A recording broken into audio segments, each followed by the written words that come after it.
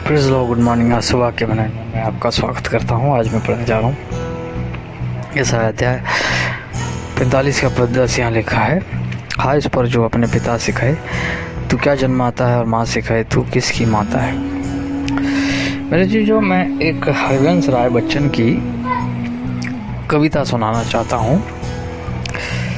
जब एक बार उनके बेटे ने ये बात पूछी, सवाल किया कि तुमने मुझे क्यों पैदा किया, आप सर्च कर सकते हैं। तो उन्होंने ये कविता लिखी।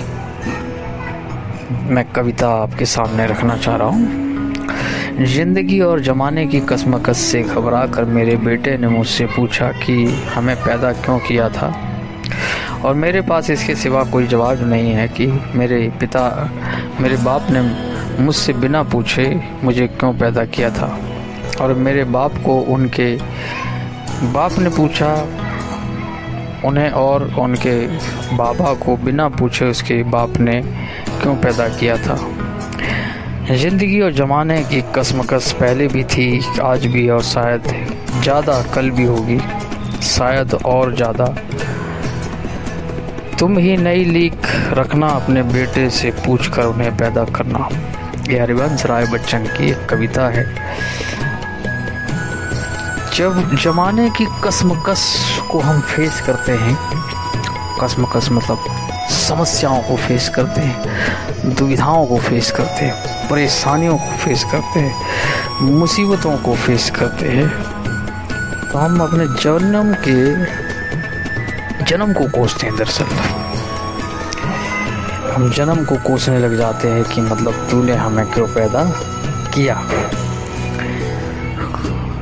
कभी कभी हमारी औलाद भी हमसे कह जाती है कि तुमने हमें क्यों पैदा किया, जब तुम हमारी ज़रूरतों को पूरा नहीं कर पाते हो, जब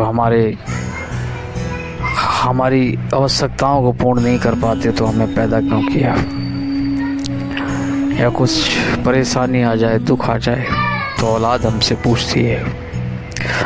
हमने भी शायद अपनी औलाद से, अपने माता पिता से पूछा होगा, जब हम कष्ट में रहे होंगे, परेशानी में रहे होंगे, दुख में रहे होंगे, हमने भी शायद अपने माता पिता से पूछा होगा कि तूने हमें पैदा क्यों किया।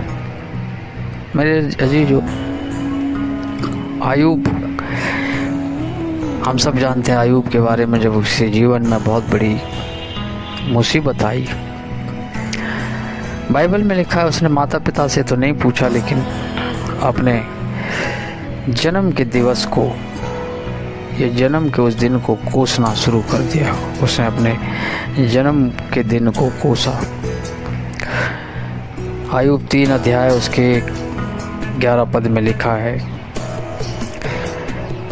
मैं गर्भ ही में क्यों न मर गया, पेट से निकलते ही मेरा प्राण क्यों न छूटा। आयूब जब उस मुसीबत में था, परेशानी में था, उसने अपने जन्म के दिन को कोसा। हम में से भी बहुत सारे सवाल होंगे हम लोगों के जीवन में।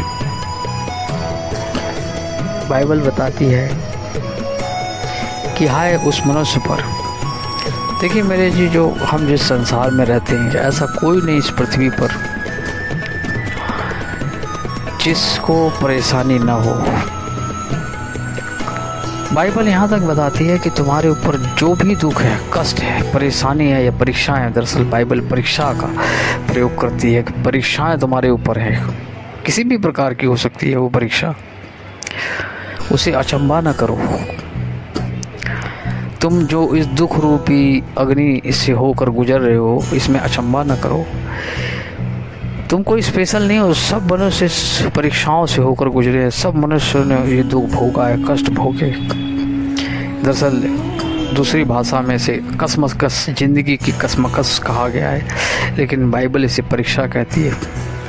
और बाइबल यहाँ तक बताती है कि तुम्हें इस परीक्षाओं में आनंद मनाना चाहिए, खुश होना चाहिए, क्योंकि हमारे पास एक आशा है कि परमेश्वर हमें उन परीक्षाओं से निकाल लेगा, उन कष्टों से निकाल लेगा।